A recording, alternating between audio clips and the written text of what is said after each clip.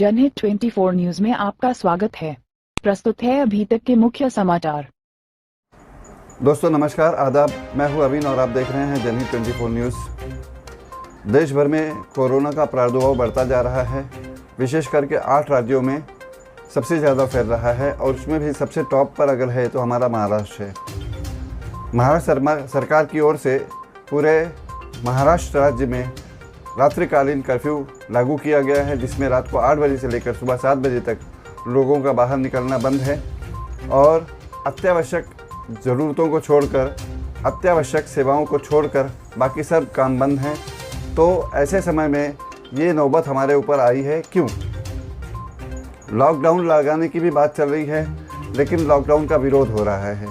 राष्ट्रवादी की ओर से प्रखर विरोध हो रहा है कि लॉकडाउन लगाने से समस्या सुलझने वाली नहीं है। लेकिन हम इस स्थिति तक पहुँचे क्यों और कैसे? सरकार की ओर से स्पष्ट निर्देश है कि आप मास्क लगाएं, सैनिटाइज़र यूज़ करें, बार बार हाथ धोएं और सोशल डिस्टेंसिंग का पालन करें। परंतु हमने देखा कि इस बीच में जब से हमें थोड़ा सा छूट मिली, जब से हमें रियायत मिली, हमने देखा कि लोग अवहेलना कर रहे हैं इन सब बातों की। मास्क नज़र नहीं आ रहा है, सोशल डिस्टेंसिंग नज़र नहीं आ रहे हैं, शादियां हो रही हैं, फंक्शन हो रहे हैं, कार्यक्रम हो रहे हैं और उन सब में इन सब चीज़ों को, निर्देशों को तोड़ा जा रहा है। और ऐसे समय में अगर कोरोना नहीं फैलेगा तो क्या होगा? और इन सब के लिए अगर कोई दोषी है तो हम स्वयं हैं। लोग कहते हैं सरकार ऐसा कर रही है, सरकार वैसा कर रही है, लेकिन सरकार की ओर से जब ये स्पष्ट निर्देश है कि आप इन निर्देशों का पालन करें, इसके बाद भी हम उन निर्देशों का पालन नहीं करते हैं तो ये वक्त हम पर नहीं आएगा तो फिर किस पर आएगा? लेकिन अभी भी वक्त है, अगर हम समझ जाएं और सरकारी निर्देशों का पालन करें, सोशल डिस्टेंसिंग का पालन करें, मास्क लगाएं, तो हम इन चीज़ों से बच सकते हैं। अगर इसमें कमी होगी, कोरोना के पेशेंट्स में, कोरोना के मरीजों में कमी होगी, तो ये लॉकडाउन की नौबत नहीं आएगी, ये कर्फ्यू भी हटा दिया जाएगा। अभी तो 15 अप्रैल तक के लिए कर्फ्यू लागू किया गया है और इसके साथ में अब सरकार की ओर से जो है, ये जो कोविड-19 की वैक्सीन है वो लगाई जा रही है। धारावी जी नॉर्थ की ओर से धारावी में, शाहू नगर में, छोटा सायन और अन्य अस्पतालों में ये सुविधा दी गई है। हमने जी नॉर्थ के सहायक आयुक्त किरण दिघावकर से बात की और उन्होंने कहा कि इसमें तेज़ी लाने की ज़रूरत है, लोगों को जागरूक करने की ज़रूरत है कि कोविड-19 के वैक्सीन से कोई नुकसान नहीं है और इसको अगर लगाया जाए तो हम सुरक्षित रह सकते हैं। तो दोस्तों, इसके लिए जो सुविधा दी गई है उसका हम उपयोग करें तो हम सुरक्षित रह सकते हैं और ये सब चीज़ें भी हम पर से हट सकती हैं। आइए देखते हैं कि किरण दिघावकर जी ने क्या कहा है। हमने मुलाकात की है धारावी आयुष डॉक्टर एसोसिएशन के डॉक्टर अख्तर शेख से और उन्होंने भी इस बारे में कुछ निर्देश दिए हैं, कुछ बातें बताई हैं, वो देखते हैं। आइए देखते हैं कि इन लोगों ने क्या कहा। दोस्तों नमस्कार, आदाब। मैं हूं अविन और आप देख रहे हैं जनहित 24 न्यूज़। कोरोना का प्रकोप महाराष्ट्र और देश के अन्य राज्यों में बढ़ता जा रहा है। विशेष करके धारावी जो है एक समय में हॉट स्पॉट था, लेकिन उस हॉट स्पॉट के समय में धारावी पर कंट्रोल पाया धारावी मुंबई महानगर पालिका के जी नॉर्थ विभाग ने। और जी नॉर्थ विभाग के सह आयुक्त श्री किरण दिघावकर हमारे साथ हैं। उस वक्त उन्होंने जो धारावी पैटर्न लागू किया था, उस पैटर्न के कारण धारावी जो है कोरोना पे जीत पाई, विजय पाई कोरोना पर। और यही धारावी पैटर्न जो है देश के अन्य राज्यों में, अन्य शहरों में, यहाँ तक कि विदेशों में भी लागू किया गया।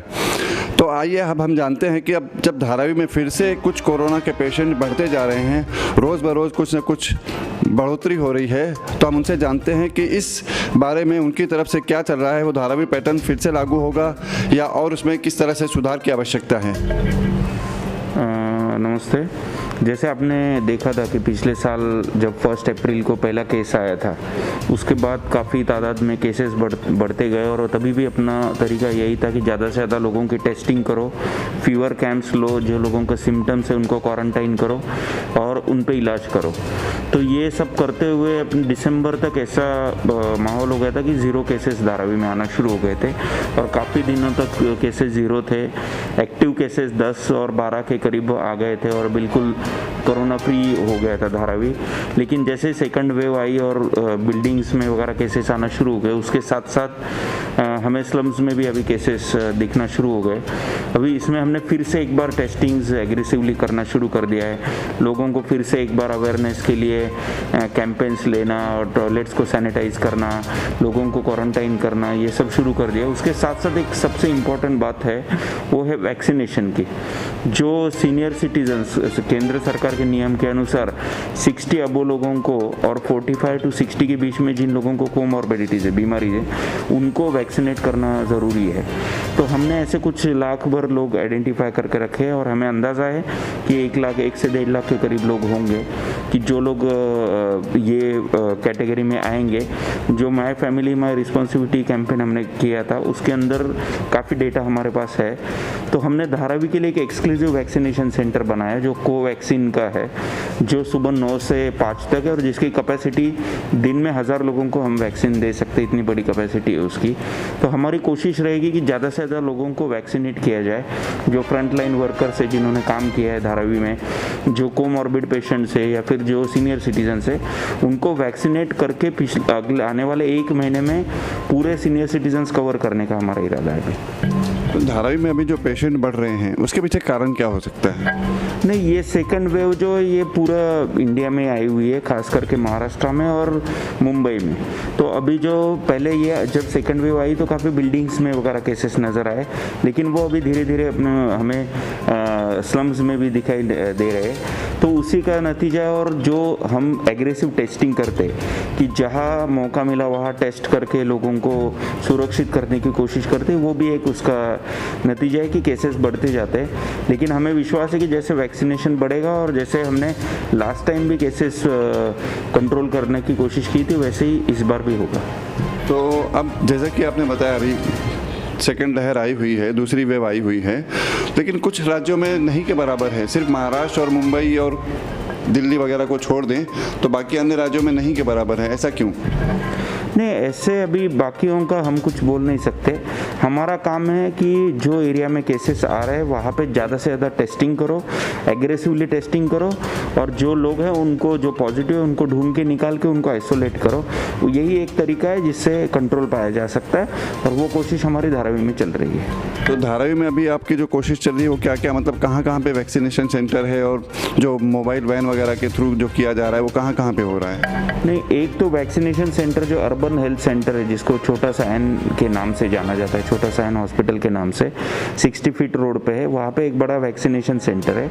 और हमारी कोशिश है कि अलग अलग NGO सामने आए, सारे नगर सेवक या फिर स्थानिक आमदार, स्थानिक खासदार, ये लोगों ने अपने कार्यकर्ताओं के माध्यम से लोगों में अवेयरनेस फैलाए, उनको बोले कि वैक्सीनेशन करना कितना ज़रूरी है, जिससे आप कैसे प्रोटेक्ट रह सकते हो, और लोगों को मोटिवेट करना चाहिए। हम जगह जगह पे बूथ खोल रहे हैं, हमारे हेल्थ पोस्ट जो है, डिस्पेंसरी जो है, वहाँ के जितने भी हमारे CHV वर्कर्स हैं, उनको हम लोगों के घर भेज रहे हैं और उनको अवेयरनेस करने के लिए बोल रहे हैं। हम माइकिंग एक्टिविटी कर रहे हैं एरिया में, हम स्ट्रीट प्लेस कर रहे हैं पूरे एरिया में, कि जहाँ पे लोगों को वैक्सीनेशन के बारे में अवेयरनेस हो और ज़्यादा से ज़्यादा लोग वैक्सीनेशन के लिए आ जाए।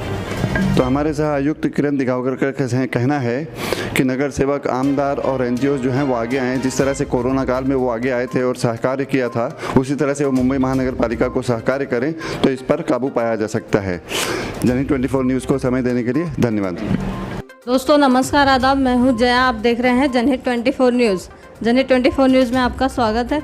मैं इस समय हूं डॉक्टर अख्तर शेख के साथ में हूं, और आइए हम इनसे जानते हैं कोरोना काल में इन्होंने और इनकी टीम ने बहुत सहयोग किया है। कोरोना दोबारा बढ़ रहा है, सर आप उसके बारे में क्या कहना चाहेंगे? मैं doctor Akhtar Shaikh, Dharavi Ayush doctor general का सेक्रेटरी हूँ, और मैं ये कहना चाहूँगा कि कोरोना काल में हमने जो है मानव भाव के हिसाब से बहुत सर्विस दी, लोगों के साथ जो है मिल के काम किया, और काफ़ी हद तक जो है केसेस को ज़ीरो किया।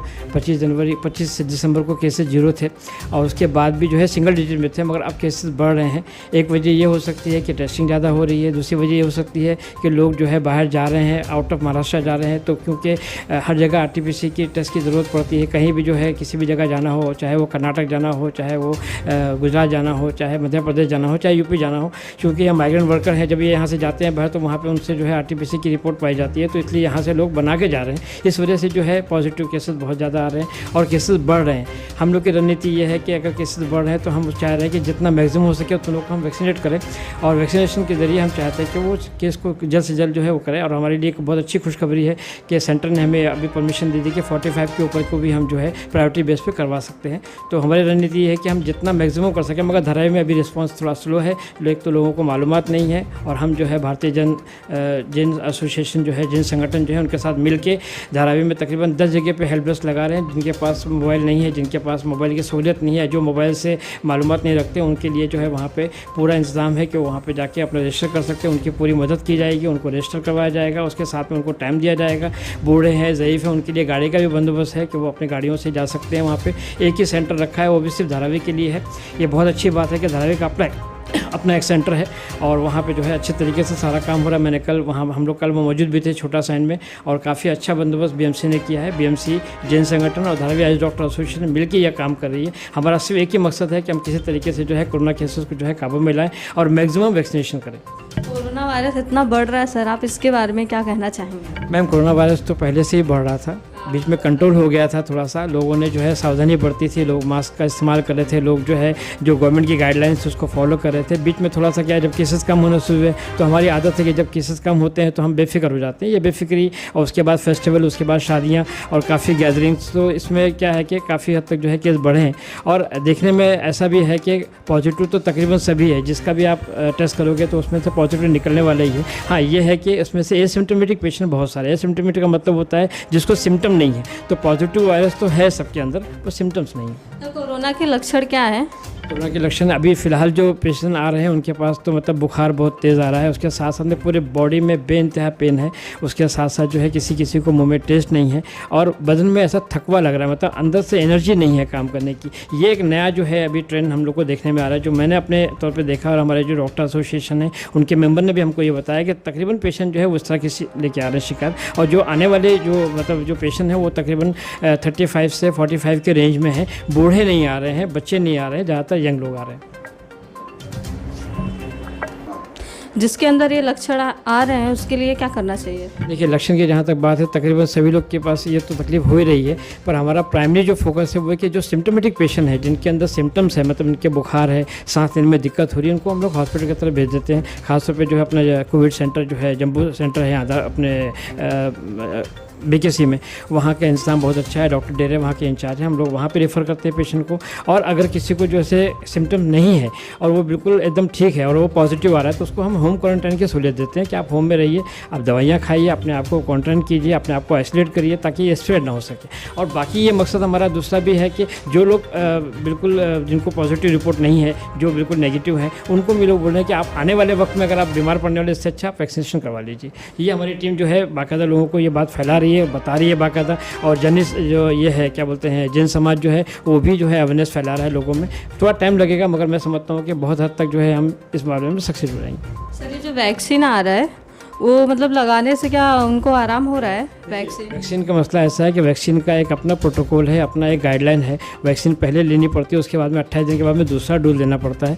मगर 100% जो है एफिकेसी किसी भी वैक्सीन में नहीं होती है। आप जान लीजिए, मैं आपके माध्यम से बोलना चाहता हूँ, कोई भी वैक्सीन हो, चाहे वो पोलियो की हो, चाहे वो किसी चीज़ की हो, थोड़ा अगर पोलियो की वैक्सीन होने के बाद में लक्षण आते हैं, उसी तरीके से जो है माता की जो वैक्सीन होती है, जिसको हम लोग चिकन पॉक्स या स्मॉल पॉक्स बोलते हैं, उसमें भी चिकन पॉक्स आता है, पर उसकी सीवियरिटी नहीं रहती है, उसके अंदर इतना नहीं रहता कि आदमी की जान जाए। इस तरह से जो ये वैक्सीन है, इसमें भी जो है लोगों को बुखार आएगा, लोग पॉजिटिव होंगे, मगर ये कि जान का खतरा नहीं रहेगा, कम से कम उतनी ज़्यादा सीवियरिटी नहीं रहेगी जितनी की आ रही है। तो ये वैक्सीन लगाने का मकसद ये है कि आदमी की जान हम बचा सकें। हमारा ये प्रयास आपको कैसा लगा बताना ना भूलें। हमारे चैनल जनहित 24 न्यूज़ को लाइक करें, सब्सक्राइब करें और बेल आइकन दबाना ना भूलें। धन्यवाद।